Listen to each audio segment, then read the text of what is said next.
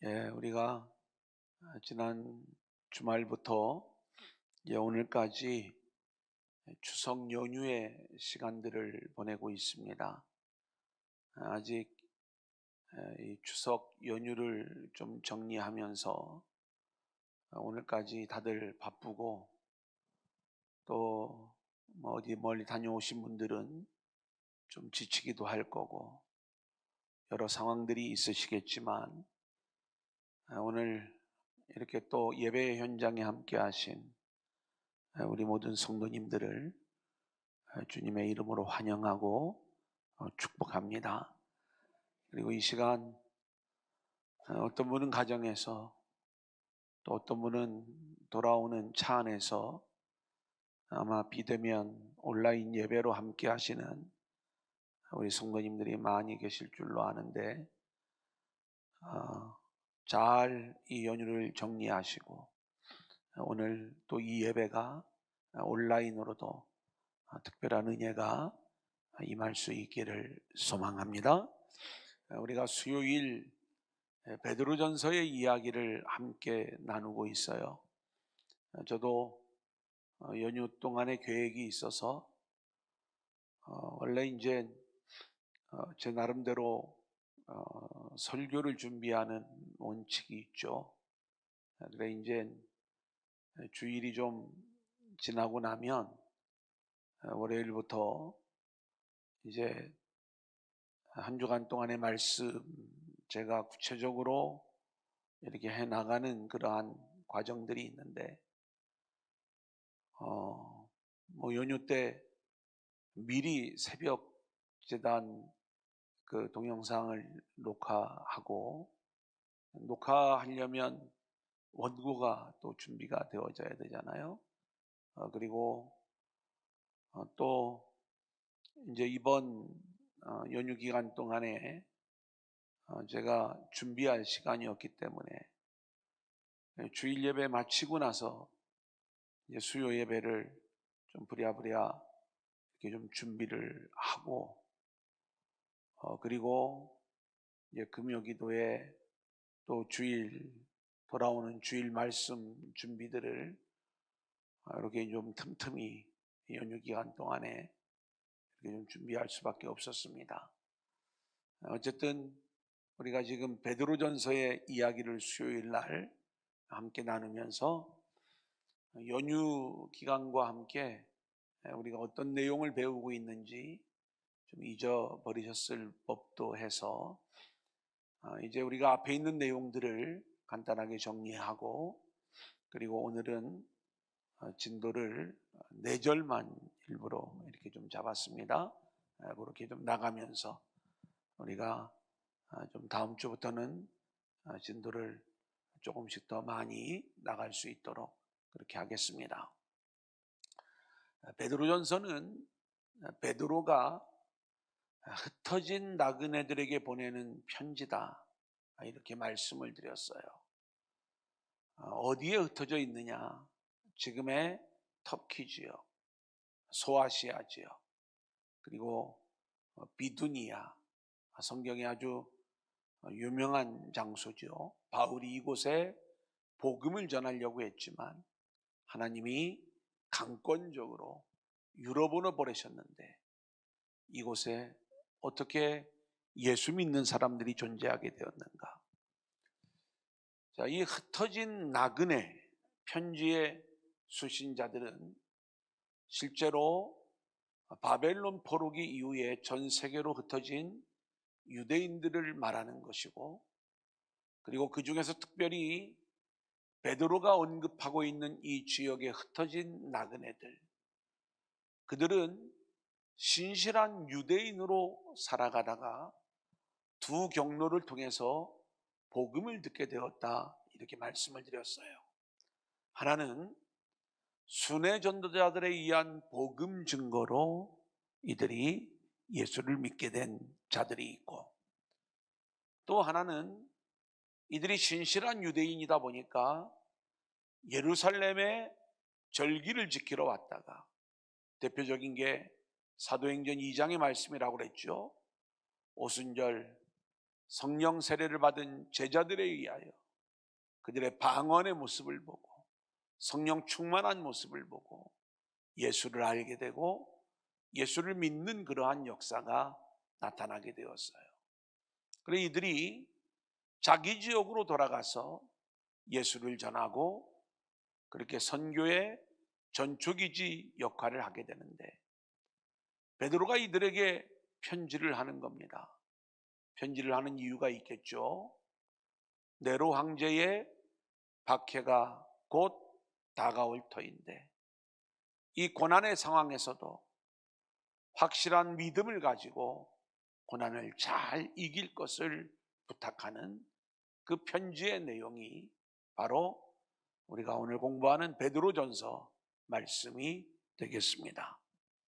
그래서 베드로전서는 비교적 그 목적이 분명하고, 그리고 쓰는 저자와 받는 수신자가 정확하기 때문에 어렵지 않게 우리가 오늘 말씀들을 좀 해 나갈 수가 있는 것입니다. 자, 그러면 본문으로 들어가서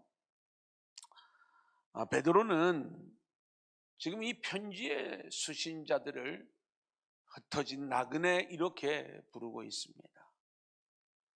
실제로 이 사람들은 원래 유대인이고, 유대인이라면 가나안 땅에 사는 게 맞는 거겠죠.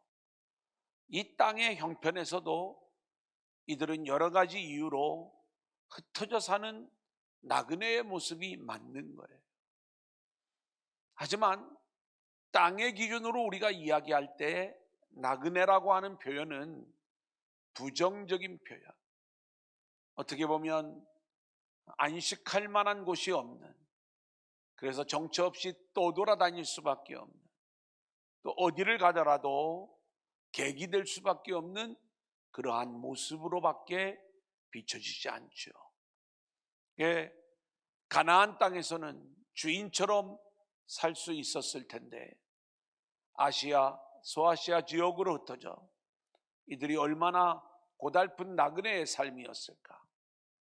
하지만 베드로가 이들을 흩어진 나그네라고 부를 때에는 단순히 너희들이 이 가나안 땅에 살아야 되는데 그렇게 다른 지역에서 살아가는 나그네의 모습이다, 이런 의미로 호칭을 부른 게 아니라, 우리 그리스도인들, 예수 믿는 사람들은 이 땅의 삶이 결국 나그네의 삶이고, 우리가 진정으로 살아야 될 진짜 우리의 본향은 하늘에 있다는 것을 이 말씀은 우리 가운데 전제하고 있는 것이죠. 그래서 저와 여러분은 우리의 인생이 나그네 인생이라는 것이 은혜요 축복인 줄로 믿습니다. 아무나 나그네 인생을 깨닫는 게 아니에요. 성부, 성자, 성령님의 사역에 의해서 하늘의 은혜가 임한 자만이 자신의 인생이 나그네 인생임을 알 수 있다, 이렇게 말씀을 드렸는데 한번 따라해 볼까요? 하나님의 택하심, 하나님의 택하심, 그죠? 예수님의 핏부림, 예수님의 핏부림, 성령의 거룩해 하심, 성령의 거룩해 하심, 예, 이 성부, 성자, 성령님의 역사 속에 우리는 우리 자신이 이 땅의 삶이 나그네의 삶이라는 것을 우리가 알게 되는 거예요. 이걸 빨리 정리를 해야 우리는 우리의 인생을 어디에 가치를 두고 살아가야 되는지, 내 인생에 무엇을 채우며 살아가야 되는지를 우리가 알게 되는 것이죠. 우리가 영원히 살 곳이 땅이라면 땅의 것을 채우며 살아가는 것이 맞겠지만, 우리가 영원히 살아야 될 삶의 자리가 하늘이라면 하늘의 것을 채우고 살아가는 인생이 지혜로운 인생이 되는 것 아니겠습니까? 그래서 이것을 깨달을 수 있는 것은 하나님의 선택과 예정이 없었다면 스스로 깨달을 수 있는 인생은 아무도 없는 것이고요. 그리고 우리는 다 죽은 자요, 죽을 수밖에 없는 운명 가운데 우리를 살리신 분이 예수님의 핏부림인 거예요. 그 주님의 핏부림의 은혜가 있었기에 영적 생명을 얻은 자만이 우리의 삶이 이 땅에서는 나그네요, 우리가 영원히 살아야 될 하늘이 있다는 것을 알게 되는 것이고요. 성령의 거룩해 하심 속에서 우리가 주의 말씀에 순종하는 자만이 이 땅의 삶이 나그네요, 우리는 하늘의 삶을 살아야 된다는 것을 알게 되는 거예요. 그런데 우리는 하늘의 것을 우리 스스로 채울 수 없습니다. 감사하게도 하나님께서 우리 안에 하늘의 은혜와 긍휼과 말씀으로, 그리고 하늘의 온갖 좋은 모든 것들로 우리를 하나하나 채워가시는 하나님의 은혜가 우리 가운데 임하고 있는 줄로 믿습니다. 아멘.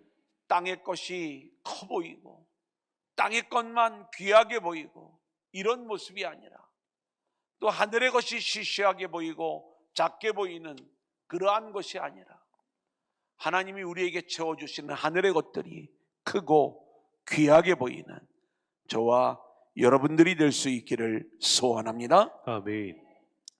자, 그러면서 이제 베드로는 찬송하리로다 이렇게 이야기를 하고 있어요. 하나님을 향한 찬송을 외치고 있는 거예요.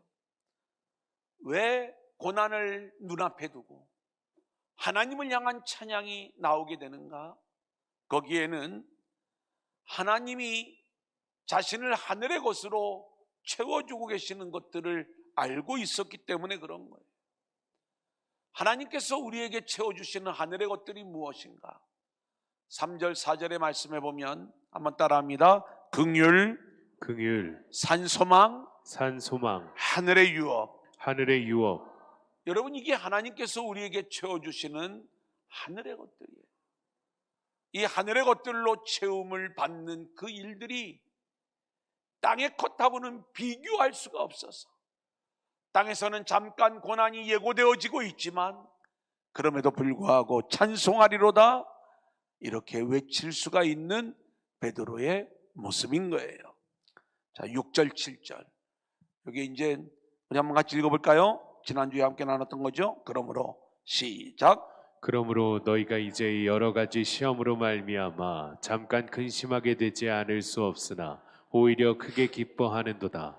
너희 마음의 확실함은 불로 연단하여도 없어질 금보다 더 귀하여 예수 그리스도께서 나타나실 때에 칭찬과 영광과 존귀를 얻게 할 것이니라. 한번 따라합니다. 믿음의 확실함. 믿음의 확실함. 우리가 놓치지 말아야 될 키워드라고 말씀을 드렸습니다. 자, 고난이 예고되어져 있는데 오히려 기뻐한다는 거예요. 기뻐할 수 있는 근거는 뭐냐? 믿음의 확실함이 우리에게 주어졌기 때문에 그렇습니다. 그러면 우리에게 믿음의 확실함이라는 게 뭐냐라고 이야기할 때 하나님이 하시는 일들을 우리가 아는 거예요. 아멘. 하나님이 하시는 일들은 뭐예요? 땅의 것들을 채워주는 게 아니라 하늘의 것을 채워주는 일이에요. 땅에서의 삶이 나그네의 삶이라는 것을 알려주는 거예요. 이게 하나님이 하시는 일이에요. 그래서 우리로 하여금 땅의 것을 포기하게 하는 일, 내려놓게 하는 일, 그리고 하늘의 소망을 붙잡게 하는 일, 이것이 하나님이 하시는 일이고, 그리고 이 일로 인하여 칭찬과 존귀와 영광을 받으신 분이 있는데 그분이 우리 주님이신 것이죠. 아멘. 그래, 우리 주님이 이 땅에 오셔서 이 하늘의 것들로 우리를 채워주시기 위하여 하신 일이 있는데 그것이 바로 낮고 천한 모습으로 이 땅에 오신 일이고, 그리고 십자가의 비참한 죽음, 세상적으로 볼 적에는 아주 비참한 죽음의 모습이었지만 우리가 이것을 영적으로 하늘의 차원에서 이 내용들을 볼 때 칭찬과 존귀와 영광의 모습이 되는 것이다. 그러니까 이 땅에서의 삶은 땅의 것들로 채워지는 게 그런 차원에서의 어떤 복이 진짜 복이 아니라 우리가 이 땅에서는 십자가의 모습으로 나타난다 할지라도 그것을 통해서 하나님이 이루시는 일들이 우리 가운데 나타나고 있다면 우리가 믿음의 확실함을 가지고 그러한 고난에 대하여 두려워하지 아니하고 하나님의 이끄심에 순종하는 모습으로 나아가 결국 칭찬과 존귀와 영광의 사람이 된다면 우리를 고난으로 하나님이 이끄시는 이 길들은 오히려 우리에게 축복의 기회가 되는 거고 이것이 십자가의 기회가 되는 거고 아멘. 그렇기 때문에 그 고난을 눈앞에 두고도 우리는 오히려 기뻐할 수 있는 것이다. 아멘. 사랑하는 여러분, 모든 인생 앞에는요 걱정되는 일들이 있어요. 힘들고 고난의 일들이 우리 가운데 다 놓여 있는 거예요. 하지만 하나님은 그러한 일들을 통해서 우리에게 하늘의 것을 채워주시는 줄로 믿습니다. 아멘. 하나님이 어떻게 그 고난을 통하여 우리를 채워가시는가? 우리가 하나님의 일하심을 즐길 수 있기를 소원하고요. 아멘. 또 기도하기는 그 고난을 확실한 믿음의 확실함을 가지고 우리가 담대히 그 고난을 당당하게 좀 맞아들이면서 싸워 이길 수 있기를 소원합니다. 아멘. 견디기 어려운 그러한 상황이 오래될 때 힘든 부분들이 물론 있겠지만 인내하며 승리하는 저와 여러분들이 될 수 있기를 소원합니다. 아멘. 자, 그 다음 8절 9절을 보겠습니다. 예수를 시작. 예수를 너희가 보지 못하였으나 사랑하는도다. 이제도 보지 못하나 믿고 말할 수 없는 영광스러운 즐거움으로 기뻐하니 믿음의 결국 곧 영혼의 구원을 받음이라. 자, 이번에 키워드는 따라합니다. 믿음의 결국. 믿음의 결국. 믿음의 결국. 믿음의 결국. 자, 믿음의 결국은 영혼의 구원이다 이렇게 말씀을 하고 있어요. 제가 왜 예수 믿느냐? 죽어서 천국 가려고. 땡. 그런 얘기 아니라고 그랬죠. 믿음의 결국은 영혼 구원이라는 이야기는 뭐냐면 나에게 부활하신 그리스도의 영원한 생명, 영적 생명이 있다는 걸 아는 게 믿음인 거예요. 나에게 영원한 생명이 있다는 것은 내가 땅에 속한 인생이 아니라 영원한 세계에 속한 인생이라는 걸 아는 거고요. 그러한 우리를 하나님이 영원한 것으로 하늘의 것으로 채워가신다는 것을 아는 거예요. 그 믿음의 결국은 뭐냐면 하나님이 저와 여러분을 하늘의 것들로 채워주셔서 하나님 나라에 합당한 사람으로 우리를 끌고 가는 거예요.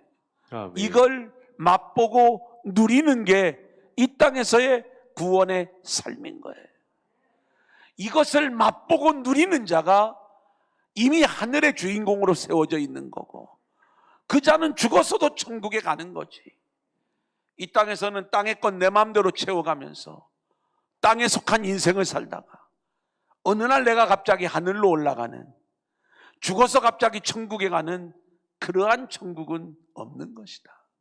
우리가 알아야 될 것은 저와 여러분이 이미 예수 안에서 천국 시민이 된 줄로 믿습니다. 아멘.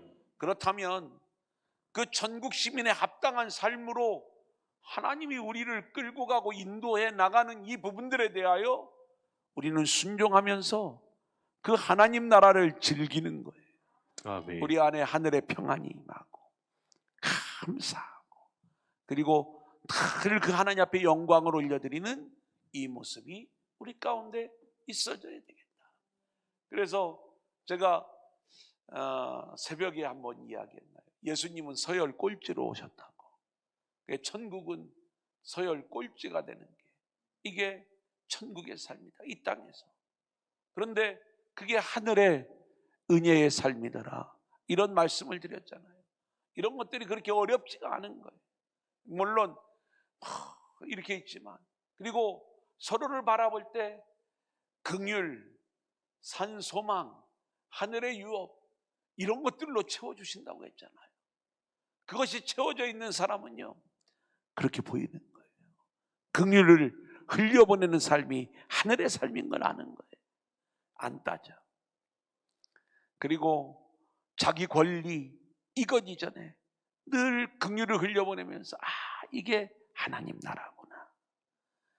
내가 이 땅에서 저주와 심판과 죽음의 운명이었는데 영원히 산 소망을 나에게 주신 것, 이걸 우리가 아는 거예요. 그리고 내가 받아야 될 진정한 유업은 땅의 유업이 아닌 하늘의 유업을 아는 자, 이것을 우리가 알고 살아가면 이 땅에서 우리는 하나님 나라를 마음껏 누릴 수 있는 자들이죠. 아멘. 자, 이제 13절 우리 한번 같이 마음의 허리를 동이라. 그러므로 시작. 그러므로 너희 마음의 허리를 동이고 근신하여 예수 그리스도께서 나타나실 때에 너희에게 가져다 주실 은혜를 온전히 바랄지어다. 자, 한번 따라합니다. 마음의 허리를 동여라. 마음의 허리를 동여라. 자, 베드로는 환난 중에 있는, 또 환난이 예고되어져 있는 이 흩어진 나그네들에게 장차 오실 주님의 은혜를 바라라고 말씀하면서 마음의 허리를 동여라, 다른 말로 이야기하면 단단히 결심해라, 이런 의미가 되겠죠. 실제로 여러분, 우리 인생을 살다 보면 뭔가 마음의 허리를 동여야 되는 그러한 일들이 이 땅에서도 정말 많이 있습니다. 그죠? 정신 똑바로 차려야 되겠다. 뭔가 마음을 단단히 먹어야 되겠다. 근데 이제 오늘 베드로가 이야기하는 마음의 허리를 동이라고 하는 것은 우리가 땅에서 마음을 단단히 먹는 거하고는 한 차원이 다른 하늘의 차원에서 이 말씀을 우리에게 주는 거예요.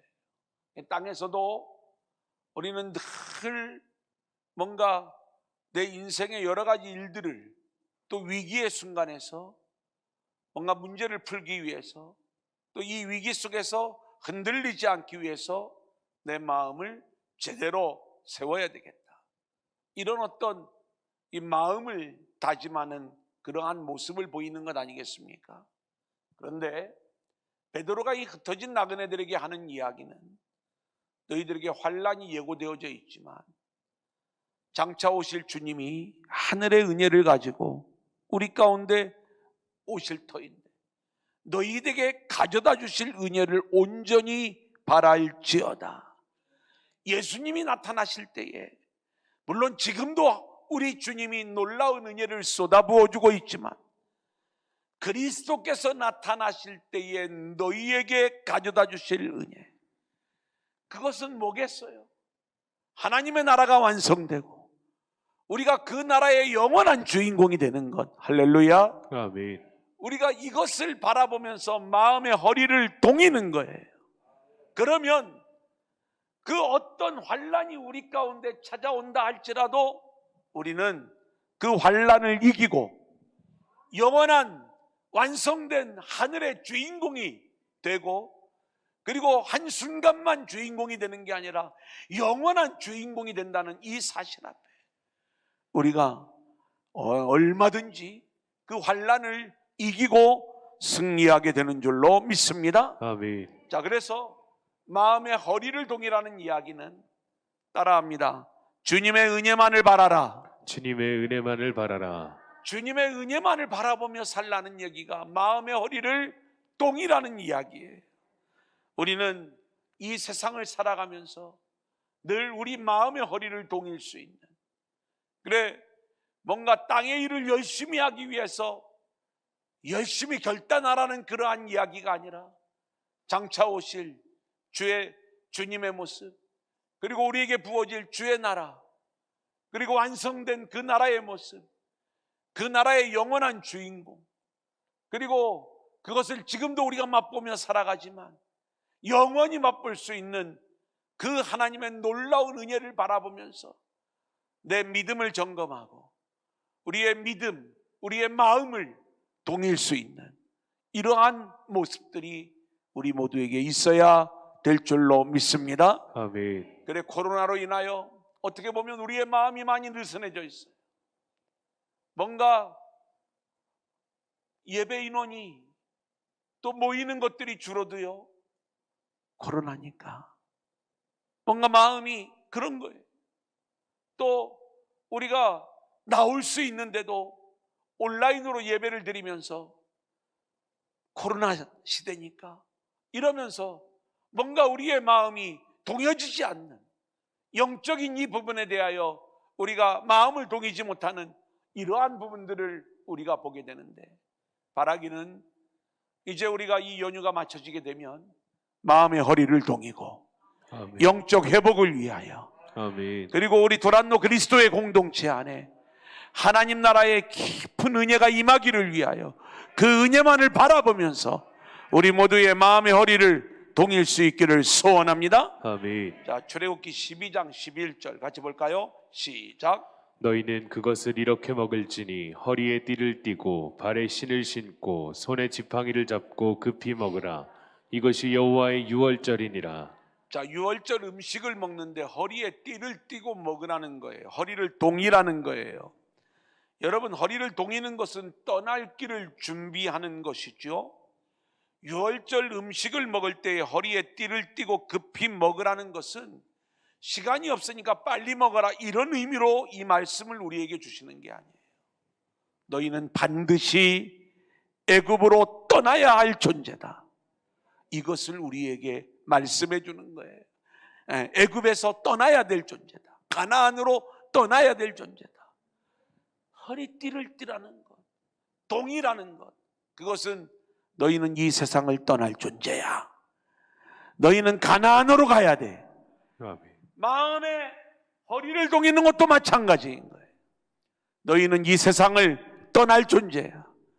우리가 가야 될 영원한 나라는 따로 있어. 할렐루야. 아멘. 우리가 이 세상을 살아가면서 이 땅에 허리를 풀고 이 세상에 안주하는 자로 살아가고 있는가?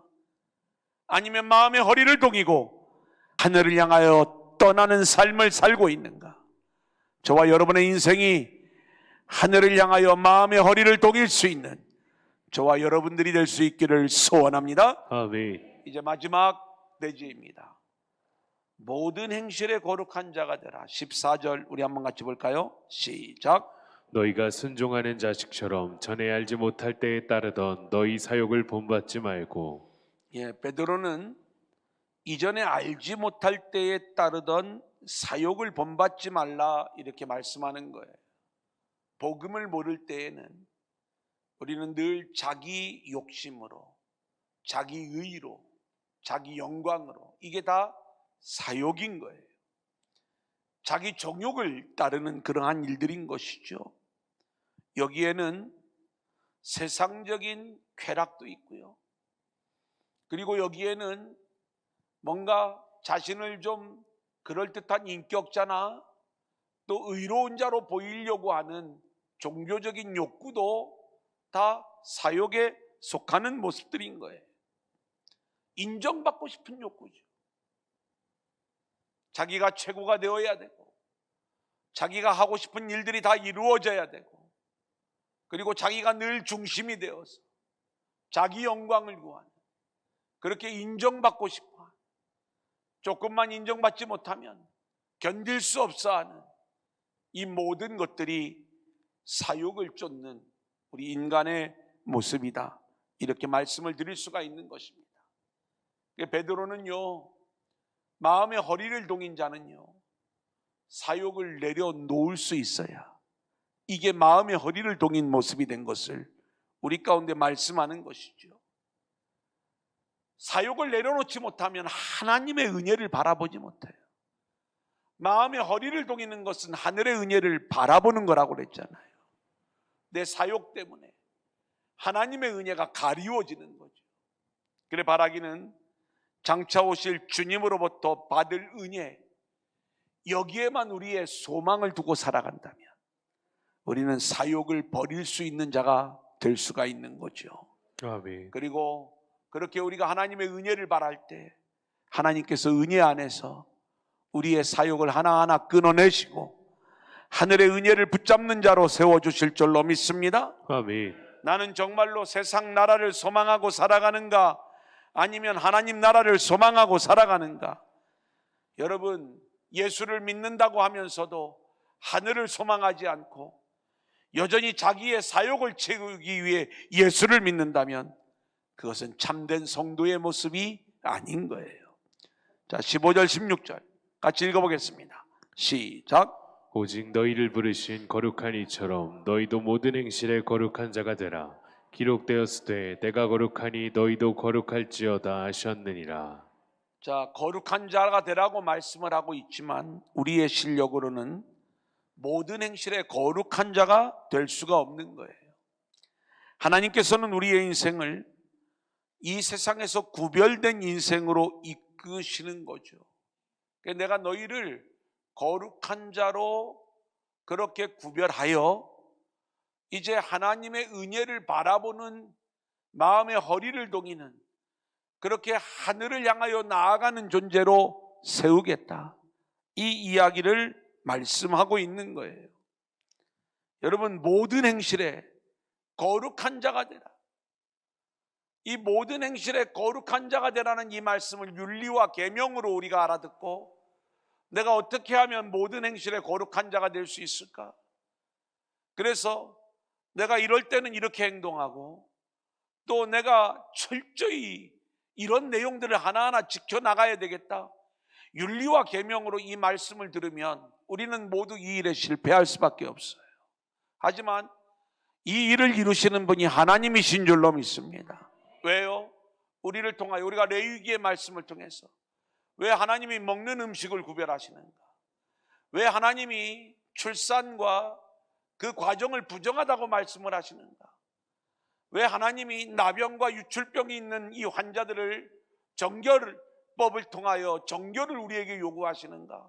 그것은 우리를 하나님을 예배할 수 있는 모든 부분에서, 모든 삶에서, 모든 행실에서 거룩한 자로 우리를 세워가셔서, 정결한 자로 우리를 세워가셔서 우리를 하나님을 예배하는 자들로 세우시고 하나님이 우리와 교제하시기 위해서 우리를 통하여 하나님 영광 받으시기 위하여 그렇게 우리를 모든 행실에 거룩한 자가 되라라고 말씀하시는 거예요.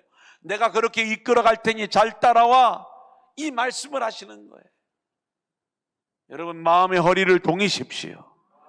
그리고 하나님이 이끌어 가시는 대로 모든 행실에 거룩한 자로, 내가 거룩하니 너희도 거룩하라는 이 말씀을 덧붙이시면서 우리 가운데 그렇게 끌고 가시는 하나님의 이끄심을 우리가 정확히 알고 순순히 믿음으로 따라가는 저와 여러분들이 될 수 있기를 소원합니다. 아멘. 자, 하나님이 우리를 그렇게 끌고 가실 때 우리 역시 순종함으로 하늘의 거룩을 이 땅에 보여주는 자들이 되어져야 돼요. 그렇게 하늘의 삶이 우리를 통해서 보여지는 귀한 역사가 나타날 수 있기를 소원하고, 그래서 이 땅의 세계하고는 차원이 다른 세계, 하늘의 세계가 있다는 것을 믿지 않는 영혼들에게 전할 수 있는 저와 여러분들이 될 수 있기를 소원합니다.